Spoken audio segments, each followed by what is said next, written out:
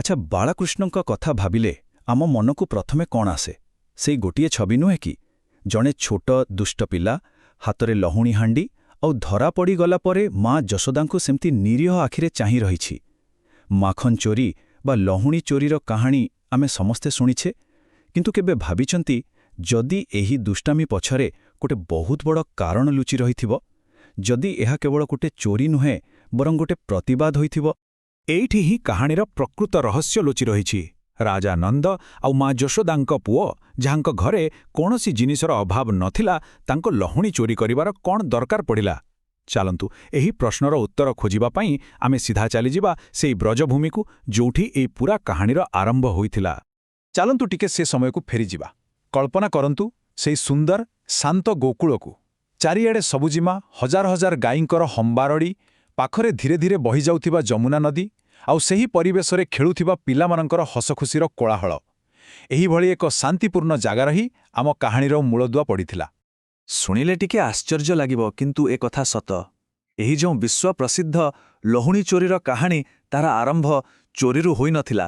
ଏହାର ଆରମ୍ଭ ହୋଇଥିଲା ଗୋଟେ ସାଧାରଣ ଖେଳରୁ, ଆଉ ସେହି ଖେଳରେ ଝରିଥିବା ଜଣେ ପିଲାର ଲୁହରୁ। ତ ଦିନକର କଥା, କୃଷ୍ଣ ତାଙ୍କର ଗୋପାଳ ସାଙ୍ଗମାନଙ୍କ ସହିତ ଖେଳରେ ପୁରା ମାତିଥିଲେ। ଖେଳ ଭିତରେ ଟିକେ ଠେଲାପେଲା ହେଲା, ଆଉ କୃଷ୍ଣ ତାଙ୍କର ଜଣେ ସାଙ୍ଗ ଶ୍ରୀଦାମଙ୍କୁ ଠେଲିଦେଲେ। ଶ୍ରୀଦାମ ତଳେ ପଡ଼ିଗଲେ ଆଉ ବହୁତ ଜୋରରେ କାନ୍ଦିବାକୁ ଲାଗିଲେ। କୃଷ୍ଣ ତାଙ୍କୁ ବହୁତ ବୁଝେଇବାକୁ ଚେଷ୍ଟା କଲେ, କିନ୍ତୁ ଶ୍ରୀଦାମ କିଛି ଶୁଣିବାକୁ ନାରାଜ। ଆଉ ସେହି କାନ୍ଦ କାନ୍ଦ ସ୍ୱରରେ ଶ୍ରୀଦାମ ଯାହା କହିଲେ, ସେ କଥା ଶୁଣି କୃଷ୍ଣ ପୁରା ଚୁପ୍ ହୋଇଗଲେ। ଏହା କେବଳ ଜଣେ ସାଙ୍ଗର ଅଭିମାନ ନଥିଲା, ଏହା ଥିଲା ଗୋକୁଳର ଏକ ବଡ଼ ସତ, ଏକ ଗଭୀର ଯନ୍ତ୍ରଣାର ପ୍ରତିଫଳନ। ସେହି ମୁହୂର୍ତ୍ତରେ କୃଷ୍ଣ ବୁଝିପାରିଲେ ଯେ କିଛି ଗୋଟେ ଭୁଲ ହେଉଛି, ବହୁତ ବଡ଼ ଭୁଲ। ସେଇଠୁ ହିଁ ଖୁଲିଗଲା ଗୋଟେ ବଡ଼ ରହସ୍ୟ।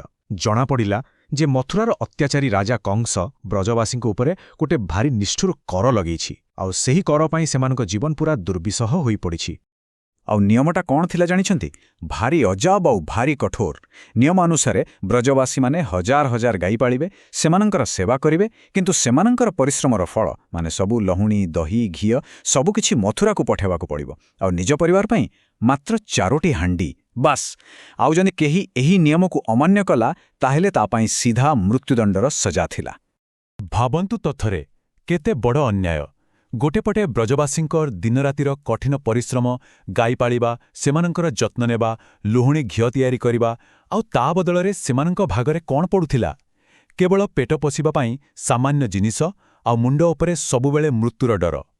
ସେମାନଙ୍କ ପରିଶ୍ରମର ପ୍ରକୃତ ମଜା ନେଉଥିଲା କଂସ। ଆଉ ଯେତେବେଳେ ଏଇ କଥାଟା ଛୋଟ କୃଷ୍ଣ ବୁଝିଲେ, ତାଙ୍କ ମନ ଭିତରେ ଯେମିତି ନିଆଁ ଲାଗିଗଲା। ସେ ବୁଝିପାରିଲେ କାହିଁକି ତାଙ୍କର ସାଙ୍ଗମାନେ ଏତେ ଦୁର୍ବଳ, କାହିଁକି ସେମାନଙ୍କ ମୁହଁରେ ସବୁବେଳେ ଦୁଃଖ। ସେ ସେହି ଦିନ ହିଁ ସ୍ଥିର କଲେ ଯେ ଏହି ଅନ୍ୟାୟକୁ ସେ ଚୁପଚାପ ସହିବେ ନାହିଁ। ଆଉ ସେତେବେଳେ ହିଁ ସେ ତାଙ୍କ ସାଙ୍ଗମାନଙ୍କୁ ଏକାଠି କରି କହିଲେ ସେହି କଥା ଯାହା ପୁରା କାହାଣୀର ମୋଡ଼ ବଦଳେଇଦେଲା। ସେ କହିଲେ, ଯଦି ଏହା ଆମର ପରିଶ୍ରମର ଫଳ, ତେବେ ଏହା ଉପରେ ଆମର ହକ୍ ଅଛି। ଆଉ ଯଦି ସେମାନେ ଆମକୁ ଆମ ହକ୍ ସହଜରେ ଦେବେନି, ତେବେ ଆମକୁ ତାକୁ ଛଡ଼େଇ ଆଣିବାକୁ ପଡ଼ିବ। ଏହା କେବଳ ଚୋରି ପାଇଁ ଆହ୍ୱାନ ନଥିଲା, ଏହା ଥିଲା ନିଜ ଅଧିକାର ପାଇଁ ଏକ ବିଦ୍ରୋହର ଆହ୍ୱାନ। ତେବେ ଏବେ ବୁଝାପଡ଼ୁଛି, ମାଖନ ଚୋରି କେବଳ ଗୋଟେ ଦୁଷ୍ଟାମି ନଥିଲା, ଏହା ଥିଲା ଏକ ପ୍ରକାରର ସିଭିଲ୍ ଡିସୋବିଡିଏନ୍ସ, ମାନେ ଅସହଯୋଗ ଆନ୍ଦୋଳନ।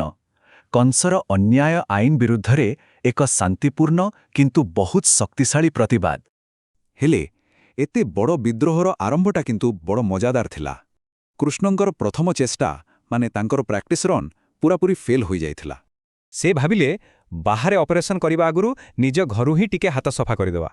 ତେଣୁ ଟାର୍ଗେଟ୍ ଥିଲା ନିଜ ଘରର ଭଣ୍ଡାର ଘର, ଯେଉଁଠି ଦହି, ଲହୁଣୀର ହାଣ୍ଡି ସବୁ ସଜେଇକି ରଖା ହୋଇଥିଲା। ତ କୃଷ୍ଣ ଲୁଚି ଲୁଚି ଭିତରକୁ ଗଲେ, ଆଉ ସେଠି ଦେଖନ୍ତି ତ କ'ଣ, ଗୋଟେ ଚକ୍ଚକ୍ କରୁଥିବା ଖୁଣ୍ଟରେ ନିଜ ଛାଇ। କିନ୍ତୁ କୃଷ୍ଣ ଭାବିଲେ ଆଉ ଗୋଟେ ଚୋର ତାଙ୍କଠୁ ଆଗ ପଶି ଯାଇଛି। ବାସ୍, ଲାଗିଗଲେ ନିଜ ଛାଇକୁ ଧମକେଇବାକୁ। କିଏ ରେ ତୁ, ମୋ ଘରକୁ ଚୋରି କରିବାକୁ ଆସିଛୁ? ଏମିତି ପାଟିତୁଣ୍ଡ ଆରମ୍ଭ କରିଦେଲେ। ଏତେ ପାଟିତୁଣ୍ଡ ଶୁଣି ମା ଯଶୋଦା ସେଠି ପହଞ୍ଚିଗଲେ। କୃଷ୍ଣ ତୁରନ୍ତ କହିଲେ, ମା ଦେଖ ଦେଖ, ଆମ ଘରେ ଚୋର ପଶିଛି। ଯଶୋଦା ଟିକେ ହସିଲେ ଆଉ ପଚାରିଲେ, ହଉ ହଉ, ଚୋରକୁ ତ ମୁଁ ଦେଖୁଛି, କିନ୍ତୁ ତୋ ହାତରେ ଲହୁଣୀ କୋଉଠୁ ଆସିଲା? ବାସ୍, କୃଷ୍ଣଙ୍କର ସବୁ ବାହାନା ସେଇଠି ସରିଗଲା। ମିଶନ ପୂରାପୂରି ଫେଲ୍। ତା ନିଜ ଘରେ ମିଶନ ଫେଲ୍ ହେଲା ପରେ କୃଷ୍ଣଙ୍କୁ ଗୋଟେ କଥା ବୁଝା ପଡ଼ିଗଲା, ଏ କାମ ଏକା ହେବନି, ଟିମ୍ ୱାର୍କ ଦରକାର।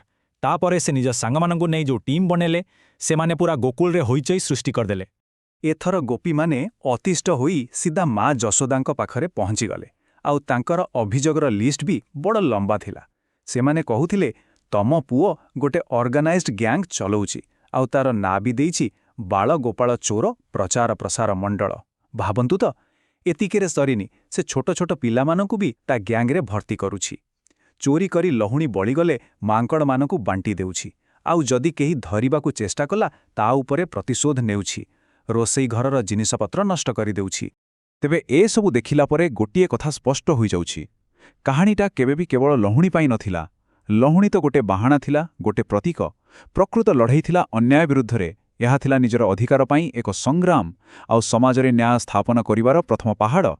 କୃଷ୍ଣଙ୍କର ଏହି କାହାଣୀ ଶେଷରେ ଆମ ପାଇଁ ଗୋଟେ ବଡ଼ ପ୍ରଶ୍ନ ଛାଡ଼ିଯାଏ। ଆମେ ଆମ ଆଖପାଖରେ କେତେଥର ନ୍ୟାୟ ପାଇଁ ଉଠୁଥିବା ସ୍ୱରକୁ କେବଳ ସାଧାରଣ ଦୁଷ୍ଟାମି ବା ଗଣ୍ଡଗୋଳ ବୋଲି ଭାବି ଚୁପ୍ ରହିଯାଉ? କେତେଥର ଆମେ କୌଣସି ଘଟଣାର ବାହାର ରୂପକୁ ଦେଖି ତା ପଛରେ ଥିବା ପ୍ରକୃତ କାରଣକୁ ବୁଝିବାକୁ ଚେଷ୍ଟା କରୁନା? ଏହା ଏକ ଗୁରୁତ୍ୱପୂର୍ଣ୍ଣ ପ୍ରଶ୍ନ, ଯାହା ଉପରେ ଆମ ସମସ୍ତଙ୍କୁ ଟିକେ ଚିନ୍ତା କରିବାର ଅଛି।